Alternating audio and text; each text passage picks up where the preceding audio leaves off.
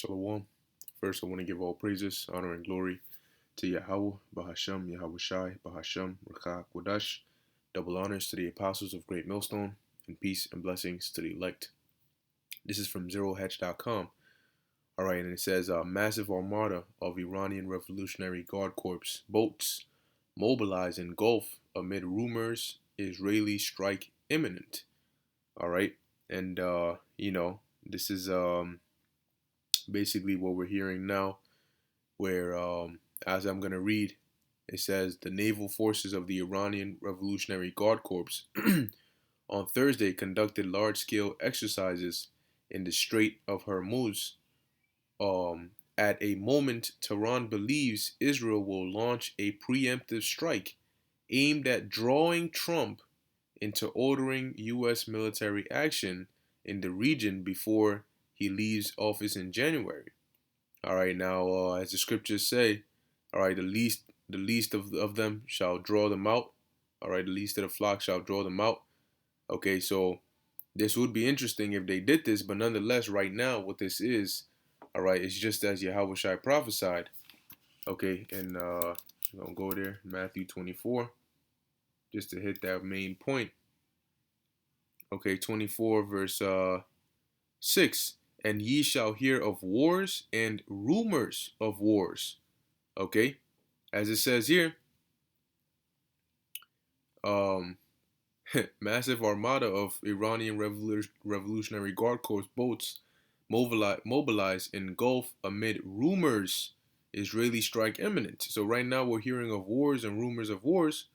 Okay, it says, see that ye be not troubled, for all these things must come to pass, but the end is not yet. Now, one thing as well, all right, is that this could happen, okay, and set things in motion for World War III, okay, but before the full-scale war goes on, or goes full-scale nuclear, all right, that RFID microchip is gonna have to be made, is gonna have to be implemented, all right, and basically pushed throughout the world. Okay, now could the Lord set this up to where, in return or in retaliation for this strike, you have a beginning of a back and forth that escalates, and in the midst of all that going on, the chip is being, made and pushed out there. Who knows? All right. But like it says here, because these are some key players, all right, that are gonna partake in this biblical prophecy, all right, of World War III, all right, going into Iran and Israel and the U.S., along with Russia and so on and so forth. So it says, read it again. The naval force of the Iranian Revolutionary Guard Corps on Thursday conducted large-scale exercises in the Strait of Hormuz at a moment Tehran believes Israel will launch a preemptive strike aimed at drawing Trump into ordering U.S. military action in the region before he leaves office in January. Now, what's interesting about this is I did a video on this, what's that, November 2nd? So about 3 weeks, a good couple of weeks ago, that said Trump could start a war and pardon himself even after election loss. And that was based on this article from RT News, which I have here. All right, where it says, UK House of Lords member says Trump could start a war and pardon himself even after election loss feels to be taken seriously, and people didn't take him seriously. And I mentioned in the video that, hey, it's funny how they're making mockery and laughing at him like, oh yeah, he's bugged out, what's going on, he skipped out on his meds today. But it's funny, if that actually happens, they're not going to be laughing. All right, now I'm going to play what he said here. Okay. He's going to be president. Going to be. All right, so well, that's what he said. So I just thought it's interesting. All right, seeing as that's what it's sounding like based on this article right here. Okay, so let's read some more. It says, according to the state, and as you can see, all these ships right here, okay, which the Iranian Revolutionary Guard Corps brought out. Okay, so things are definitely heating up, man. All right, these prophecies are not going to stay dormant for forever. According to state-run English language Press TV, the event saw sailors enlisted with the popular volunteer Besiege force taking to the waters aboard more than 1,000 light and semi-heavy heavy lift vessels. Photos showed an impressive number of small but fast military boats that are typically used by the the IRGC Navy, which is separate from the much larger national navy of the Islamic Republic, to harass and encircle larger ships, whether tankers or foreign warships. All right, it says the IRGC Admiral Ali Reza Tangsiri, who oversaw the maneuvers, called it a display of strength and a showcasing of Iran's maritime power, which provides security in the Arabian and Oman seas.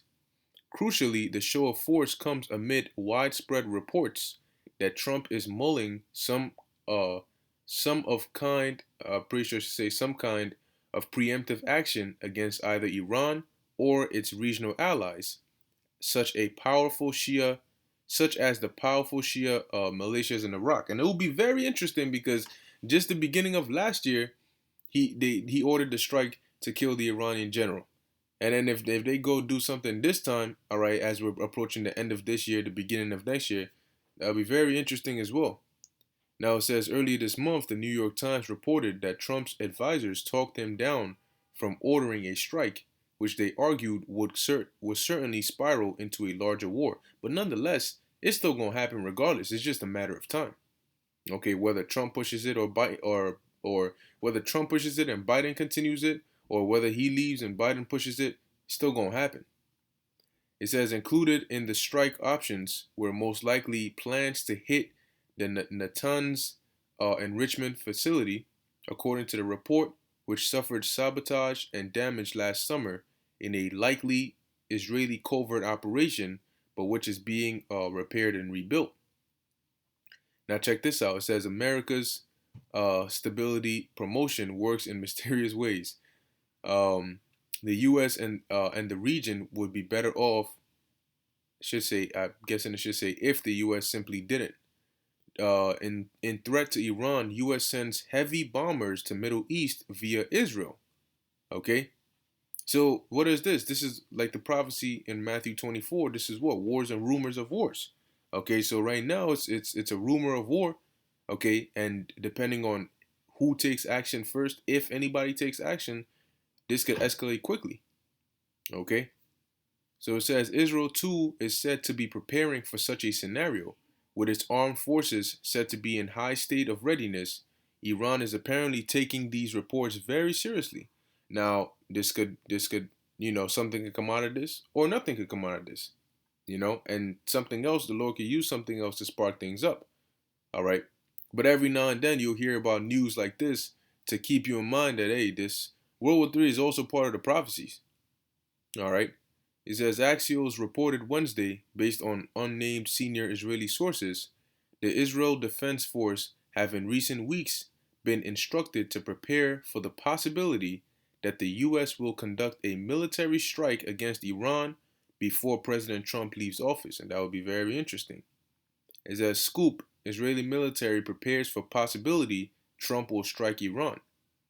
All right. It says here Middle East war correspondent for Al Rai Media, Elijah Magnier, has cited unnamed Iranian military sources who say they believe Israeli leaders are planning to create a pretext designed to trigger U.S. intervention just weeks before the inauguration of Joe Biden. All right, now let's go to that. And now there's also there was this trailer, okay, video game trailer, which brothers uploaded on YouTube, going into it was basically similar to a botched presidential election, and it goes into how I believe that on inauguration day there was a low cruise missile that was dropped on the White House that completely destroyed it, and it just led and spiraled everything into chaos. All right, so that's interesting. Okay, could be a retaliation for an attack or whatever the case may be. Now, this is the book of Jeremiah, chapter 49, verse 20. It says, Therefore hear the counsel of the Lord that he hath taken against Edom, and his purpose that he hath proposed against the inhabitants of Teman. Surely the least of the flock shall draw them out, surely he shall make their habitations desolate with them. Okay, so the least of the flock being Israel, something is going to happen where they're going to do something that's going to cause a vortex. All right. And if Israel does something and drags the U.S. into it, being that it's involving Iran, of course, you're going to have Russia that backs Iran that's going to come in.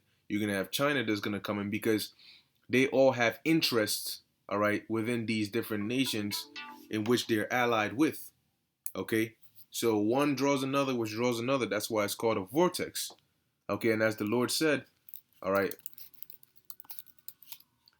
in the book of Zephaniah, chapter 3, verse 8, it says, "Therefore wait ye upon me, saith the Lord, until the day that I rise up to the prey. For my determination is to gather the nations, that I may assemble the kingdoms to pour upon them mine indignation." And where is he going to gather them? In the valley of Jehoshaphat, or Yahweh Shaphat, which is the Lord's judgment in the Middle East. It says that I may assemble the kingdoms to pour upon them mine indignation, even all my fierce anger, for all the earth shall be devoured with the fire of my jealousy. Now, the whole earth is not going to be destroyed, okay, but there's going to be certain parts that are going to be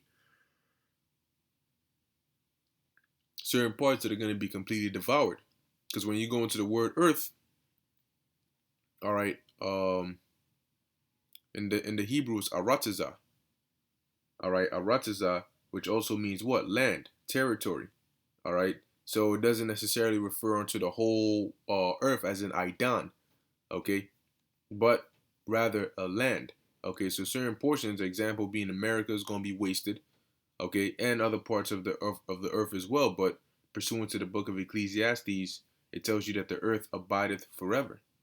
Okay, so we know that that doesn't mean that the whole earth is going to be destroyed. Now it says, in an unprecedentedly high level of military readiness, the axis of the resistance, led by Iran, has declared a maximum alert on all fronts as a preparation for a possible battle or war breaking out in the Middle East prior to the arrival in office of President-elect Joe Biden. All right. Now, it could start off as, this could happen where it starts off, as a war, not a nuclear, it doesn't go nuclear just yet, but they could be at war, you know? And then eventually, as the other prophecies get fulfilled, it escalates into where it goes nuclear. But once again, we have to wait and see. Sources within the axis of resistance say that the U.S. may not be planning for a war against Iran with President Donald Trump leaving office soon. However, it is not excluded that the bully of the neighborhood, Prime Minister Benjamin Netanyahu, would like to carry out a swift hit on the Iranian nuclear facilities in order to sabotage the nuclear deal ready for when Biden takes over. In the case of an Israeli bombing followed by an Iranian retaliation, the Trump administration can intervene with the pretext of defending Israel. So it could go as they're saying, it could go where, the U.S. hits them, under orders of Trump before he leaves, or Israel basically provokes the U.S. to join under the pretext of defending Israel. So, or nothing could happen. Like I said, we gotta wait and see. This means that it is more than likely we'll see Iran ramp up its military exercises and shows of strength as the weeks wind down on the Trump presidency.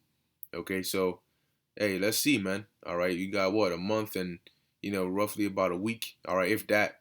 Okay, left. So we're gonna see how things play out. Okay, ending of this year, going into 2021. Okay, but hey, Mosai is definitely gonna turn these things up, man.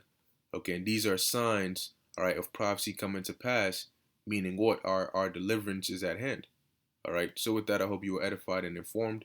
In closing, I want to give all praises, honor, and glory to Yahweh, Bahashem, Yahweh Shai, Bahashem, Rakha, Kodash. Until next time, Shalom.